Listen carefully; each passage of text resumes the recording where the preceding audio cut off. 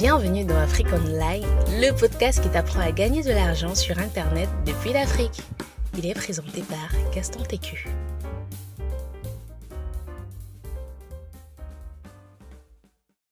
Salut à toi, j'espère que tu vas bien, j'espère que tu te portes bien. Aujourd'hui, j'ai l'intention de te partager un peu une scène, pas dire une scène, une expérience. Comme tu le vois ici, là, c'est la zone de confort. En fait, durant des mois, j'ai envie de dire, je suis resté un peu logé dans ma zone de confort et elle s'est en sortir. Regarde un jour, la zone de confort, il ne se passe jamais rien d'intéressant à l'intérieur. Il ne se passe jamais rien d'intéressant à l'intérieur. Parce que j'ai envie de dire, tout ce qui se passe à l'intérieur, tu connais déjà, tu sais déjà un peu à quoi t'attendre. Et c'est le comble de beaucoup de personnes ici, le comble de beaucoup de personnes.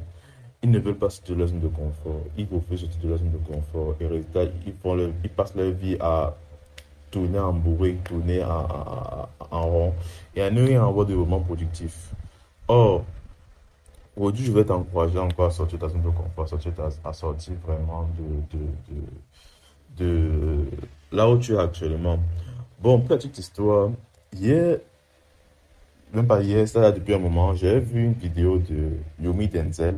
Je ne sais pas si tu connais. C'est en fait un. Il s'est fait connaître beaucoup par le dropshipping et autres. Et dans une des vidéos, il parlait encore de comment il a débuté et comment il a commencé. En fait, il a commencé en faisant les sites web pour les boîtes de nuit. C'est voir comment il a commencé. Il a commencé à faire les sites web pour les boîtes de nuit. Et souvent, tu vas attendre les success stories en mode, oh, il est devenu millionnaire avec le e-commerce, en faisant le dropshipping et autres. Il a gagné 1 million de dollars, 1 million d'euros en seulement quelques heures et tout ça. Et les médias vont vraiment mettre l'accent sur ça, sans savoir qu'avant d'avoir les 1 million d'euros là en une journée, en 24 heures là, il a fait beaucoup de business par le passé. Il a fait, bon, on va pas dire beaucoup, mais il a quand même fait des business par le passé. Notamment, faire la communication des événements pour les boîtes de nuit, pour les soirées et autres. Et c'est ce qu'il faisait en fait. J'avais parti de salles de fête, des boîtes de nuit pour poser ce service que voilà, comme vous voyez, je peux faire votre communication et tout, et tout, et tout. Il y a des fois, ça a très marché, des fois, ça n'a pas forcément bien marché. C'est le business, c'est comme ça que ça fonctionne. Mais étrangement, les médias vont pas parler de ça. Ils vont plus parler de comment elle a aussi gagné 1 million en 24 heures et autres. Et bon, on va pas en vouloir ça aux médias. Juste que ça va faire croire dans la pensée de beaucoup que pour réussir dans la vie, pour réussir dans le monde du business, il te faut faire, tu vas faire un business et ça va donner de l'argent. Non, non, non. Généralement, pour réussir, quoi, tu dois faire un, deux, trois, quatre, cinq, peut-être à ton 50e business, c'est là que ça réussit, ça te rend millionnaire. Mais en général, ça va toujours comme ça de crescendo. Rares sont les gens qui commencent d'un coup et réussissent à aller loin. Je dis bien rares sont les gens qui font ça. Ça existe, mais c'est très rare. Donc, en gros, c'est ça. Et j'ai écouté dans son histoire. Et dans son histoire, il disait qu'il allait de boîte de nuit en boîte de nuit pour poser les sites web et autres. Et moi, ça m'a marqué dans le sens que il allait vraiment faire du porte-à-porte. Il allait faire de la prospection en physique. Il a dit, waouh, vraiment, il a fait la prospection en physique, c'est vraiment très bien, c'est incroyable. Pour moi, j'ai trouvé c'est incroyable. Et je me suis dit au moment là, pourquoi ne pas aussi faire la même chose quant à la business school? Et j'ai dit, ok, pourquoi pas? J'ai dit, ok, pourquoi pas? Je le ferai un jour. Voilà comment j'ai l'idée à passer. Je le ferai un jour. Et l'idée d'en venir après, bon, je l'ai gardé un coin de ma tête. Après, basta, je passe à autre chose. Et j'ai envie de dire, c'était plutôt bien, c'était plutôt bien. J'ai apprécié l'idée, mais après, j'ai zappé. C'est dernièrement que j'ai dit, ok, il faut que j'ai de nouveaux clients. Parce avec les circonstances qui sont se passer, avec les chiffres que je suis en train de voir, avec les objectifs fixés, il me fallait de nouveaux clients. Et là, je me suis assez dit, ok, il faut d'abord que je puisse faire je vais dire quoi, mon profil client. Donc, mon client idéal, il faut que je sache faire son profil. Et quand mon profil, je me suis rendu compte que mon client idéal, lui, il a possible de communiquer soit par téléphone, soit en face-to-face. Donc, même s'il me voit chez les réseaux sociaux, il va toujours jamais me voir par téléphone ou par en face-to-face. Voilà en fait la chose. J'ai dit, ah, ok. Ça veut dire qu'il faut que ma communication soit par téléphone, soit en face-to-face. Et mon client idéal, il est très peu probable que je réussisse je vais dire quoi, à avoir son numéro au téléphone, ce qui est très probable. Et qu'est-ce qui se passe donc au finish, c'est qu'il faut que je parte donc voir la personne face to face. Et elle donc dit, ok, je vais aller faire de la prospection face to face. Étant donné que je connaissais ma cible, je connaissais entre guillemets où elle était, je pouvais donc aller vers ma cible et pouvoir lui parler de mon offre, de mes offres, de mon produit. Et elle donc commencé à aller à prospecter, prospecter. Bon, au départ, naturellement, comme toute autre personne, j'ai eu peur. Naturellement, on dit prospecter là, tu vas faire genre, oh, vraiment, c'est facile. Non. J'ai eu peur, je vais le reconnaître, j'ai eu peur. J'ai vraiment, j'avais dit quoi? J'étais déjà en mode. Généralement, le cerveau humain est le meilleur scénariste qui existe. Il est capable de faire des films d'horreur à partir de rien. C'est-à-dire que j'ai commencé à imaginer des choses qui n'avaient pas de sens. Et toi, tu connais, ça n'a pas de sens. Tu sais comment imaginer, et s'il refuse? En fait, j'ai envie de dire, c'est la peur du rejet. Et s'il refuse, et s'il refuse, et s'il refuse, et si pendant que je parle, le vigile me voit, il me dit que, oh, monsieur, faites comme ça, allez, sortez, il me met devant tout le monde, ou bien, bref, il me fait un truc, non? Et j'ai dit, gars, man, j'ai dit, j'attends d'abord un peu. C'est ça, parce que j'attendais le moment parfait, entre guillemets, mais comme on le sait, ça n'existe pas. Et je l'ai même mis sur le point post Instagram, le moment parfait n'existe pas. J'ai attendu le moment parfait, mais malheureusement, ça n'existe pas. Après, j'ai dit non, il faut que je me lance. Je suis parti m'asseoir dans un restaurant, j'ai commandé un petit truc, pas grand-chose.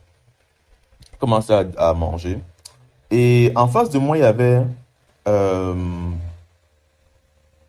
deux familles. Une famille, c'était une mère et sa soeur ou sa copine, c'est pas trop. Mais donc, c'était quelqu'un qui était proche d'elle, avec ses enfants. Et l'autre côté, il y avait un père, une mère et deux enfants. Et les deux enfants. Ce qui se passe, c'est quoi? J'ai regardé les deux familles. La première famille avait la mère et sa copine. Ils étaient bien intéressés par acheter beaucoup de choses, par acheter X, Y, Z, mais ils n'avaient pas assez de moyens. Voilà pourquoi ils devaient peut-être prendre un verre de jus et le partager avec deux enfants. Donc chaque enfant devait prendre un demi-verre de jus. Donc on apporte ça, les gros verres, comme les verres comme la bière à l'intérieur qu'on charge là, voilà. Les gros verres comme ça, ils devaient se partager ça entre enfants et autres. Et de l'autre côté, chaque enfant avait son verre de jus. Et à ce moment, la serveuse est venue avec la facture que voilà, vous avez commandé tel. Ils avaient commandé la pizza, si je m'avais bien. Le père a dit non, attendez, c'est quelle pizza ça? Et puis c'est assez grand pour tout le monde. On m'a dit que non, voilà, c'est un peu grand, mais c'est la taille moyenne. Il dit que non, je veux la plus grande taille, je veux la grande pizza. Parce que je veux que mes enfants mangent bien et autres. On a dit ok, il faut ajouter dans l'argent. Il a dit, il n'y a pas de problème. Il ajoute l'argent et voilà, il est parti donc faire la pizza pour venir apporter au père. Et là, en fait, ça m'a marqué le sens. L'une des familles n'avait pas de problème d'argent. Peut-être que l'autre famille consommait limite, je vais dire quoi, juste assez en fait, parce qu'ils n'avaient pas assez. C'est pour ça qu'ils consommaient vraiment de façon très, très, très petite. Et quand j'ai vu ça, je me suis dit, waouh, avec toute l'humilité que j'ai, je n'ai pas envie d'être comme la famille de la maman là, de la maman qui était avec sa soeur. Parce que eux, ils sont au restaurant, mais ils ne profitent pas réellement du restaurant. Et ça se voyait clairement sur la table. Les enfants de la maman là regardaient constamment les enfants de l'autre table, avec envie. Donc tu sentais dans leurs yeux qu'ils avaient envie d'être à leur place. Mais hélas, ils ne pouvaient pas être à leur place. Ils n'avaient pas assez d'argent. Est-ce la faute de la mère? Je ne peux pas le dire. Est-ce la faute du père qui ne sait pas où il était, je ne sais pas. Mais ce qui est sûr, la mère et ou le père ont un rôle à jouer à l'intérieur, ont une responsabilité à porter à l'intérieur. Parce que s'ils avaient réellement voulu, ils auraient pu avoir de l'argent. Parce que la femme avait quoi? Elle avait un truc, elle était de la trentaine. Elle était de la trentaine. Quelqu'un disait un jour, si tu es pauvre, si tu es né dans une famille pauvre, c'est pas ta faute. Mais si tu es pauvre après 30 ans, c'est ta faute. Je répète, si tu es né dans une famille pauvre, ce n'est pas ta faute. Mais si après 30 ans, tu es toujours pauvre, c'est ta faute. Tu vois un peu. Donc c'est réellement ça en fait que j'ai pu constater. J'ai dit, c'est vraiment dommage. Je me suis dit intérieurement, je fais tout ça pour être comme la famille du père. La famille là où il y avait le père et ses deux enfants. Voilà pourquoi il fait tout ça. Je ne sais pas comment le père a fait pour avoir son argent. Mais c'est une chose, il avait suffisamment d'argent pour manger pour dépenser sans compter. Et c'est le niveau-là que moi, je veux atteindre. Souvent, quand les gens me voient, ils me disent, c'est quoi? Ils croient que je suis multimillionnaire. Oh non. Je suis un jeune qui a en train de se faire une place dans le monde du business. Je suis un jeune qui est en train de se faire une place dans le monde du business. Et dans tous mes contenus, notamment articles, podcasts, euh, euh, posts Instagram, écrits Twitter, je le montre constamment. Je n'ai pas encore atteint un niveau suffisamment grand pour moi. Peut-être mon âge, c'est assez élevé parce que je n'ai pas encore 25 ans et je vis déjà je vis déjà seul. Mais mon activité paye mes factures, paye mon style de vie. Voilà quoi. Pour beaucoup, waouh, c'est énorme. Parce que j'ai vu des gens, effectivement, qui ont jusqu'à 30 ans, sont encore chez leurs parents. Et en majoritairement, ici au pays, c'est courant. Je vois des gens très âgés, mais vivent encore chez leurs parents. C'est courant. Mais je n'ai pas envie de me mesurer par rapport à la masse, par rapport à ce qui se passe autour de moi, non. Je me mesure par rapport à ce que j'ai comme objectif en tête. Voilà sur quelle base moi je me mesure. Et, ce, et sur cette base-là, je n'ai pas encore atteint mon objectif. Je n'ai pas encore atteint le dixième de ce que je veux faire. Tu vois un peu. Donc, je ne vais pas vraiment dire que j'ai réussi, mais je vais dire que je suis en chemin de réussir. Donc, ça veut dire que je me bats constamment. Dernièrement, j'ai connu une certaine décadence qui a fait que euh, beaucoup de clients ont arrêté leur contrat. Résultat, je dois donc m'asseoir encore pour renouveler mon portefeuille client. Et comme cette histoire, il y a un des clients avec qui on travaillait il y a quelques temps. Elle avait une boutique dans les environs, là où j'étais hier, elle avait une boutique dans les environs. Et bon, je suis donc passé par là-bas pour aussi voir comment ça se passait et autres. J'ai eu la triste surprise de voir qu'elle avait fermé. Dans mon travail avec elle, je lui ai prévenu que vraiment, ce que vous faites est bien, vos produits sont de très bonne qualité, mais la stratégie que vous adoptez n'est pas la meilleure. Votre cible ne se trouve pas là. Donc, c'était effectivement ça. Et j'ai trouvé dommage qu'elle ait fermé. Là, tu réfléchis si je dois la recontacter ou pas. Bon, je te le dirai par la suite. Je ne sais pas trop ce que je vais faire maintenant, mais je te dirai par la suite. Et voilà. Bref, après avoir vu ces deux familles, j'ai dit, OK, il faut que j'y aille, il faut que j'y aille, il faut que je le fasse, il faut que je le fasse. Je me suis vraiment auto-motivé, je me suis encore encouragé qu'il faut vraiment que je le fasse. Mais, comme tu le sais, il y a toujours la peur. Cette fois-là, j'ai envie de dire, c'est vraiment Dieu qui m'a aidé. C'est vraiment ma foi en Dieu qui m'a aidé de faire le pas. Et je suis parti faire le pas. Je me rappelle, il y a quelques temps, en fait, j'avais acheté une montre. J'ai toujours la montre là. Je l'ai mis peut-être sur mon statut WhatsApp, ou bien sur mon truc, ma story Instagram. Cette montre-là, en fait, j'ai fait tout mon speech sur cette montre.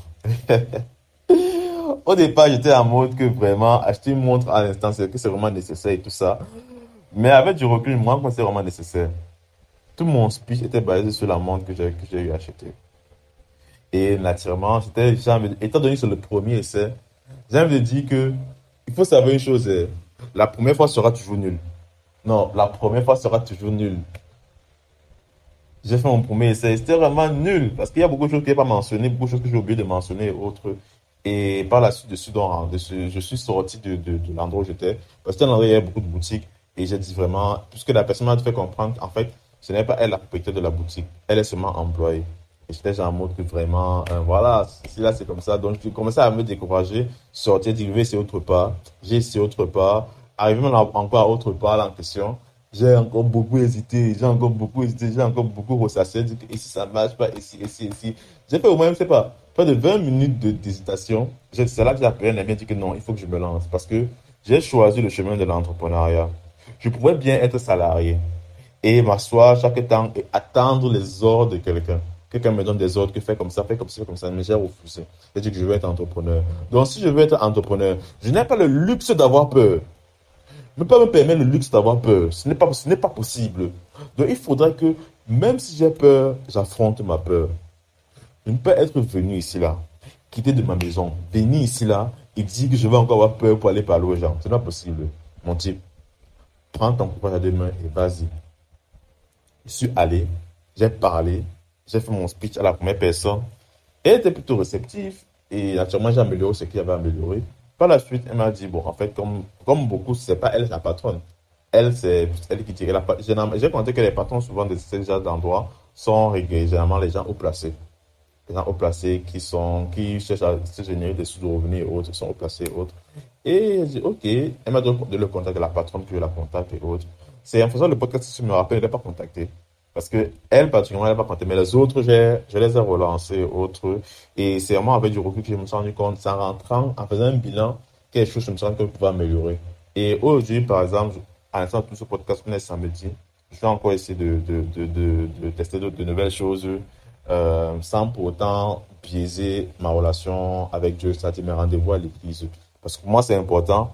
Il est certes vrai que je dois être financièrement prospère, mais je ne veux pas perdre ma relation avec Dieu. Et dans ma relation avec Dieu, il y a mes rendez-vous quotidiens avec lui, notamment aller à l'église le samedi et le dimanche et d'autres certains jours en semaine.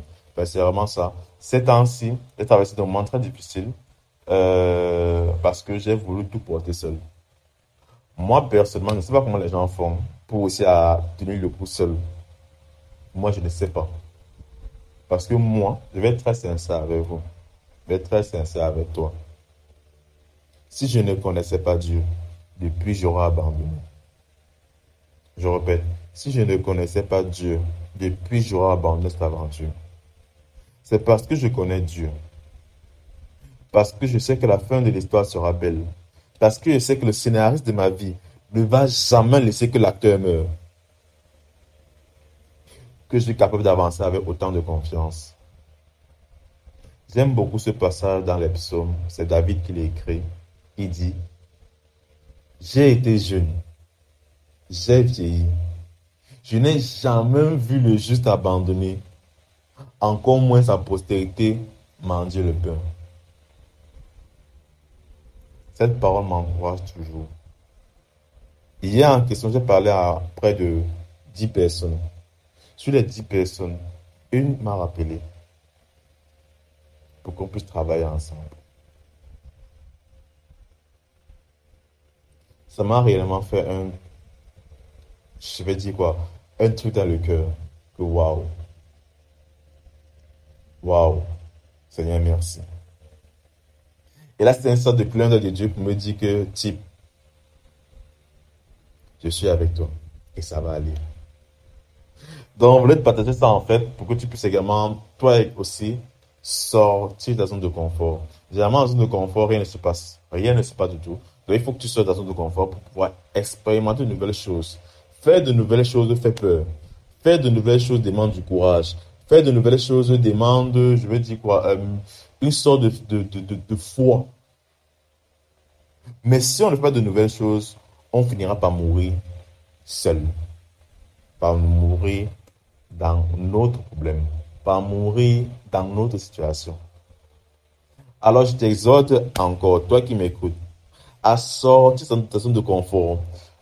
Aller chercher les clients, démarcher, pitcher, fais ce que tu veux, mais je t'encourage encore à aller de l'avant. Et je vais te dire une chose que moi, on m'a pas dite. Tu sais, en tant qu'entrepreneur, on doit souvent supposer le pire. Là, c'est réel.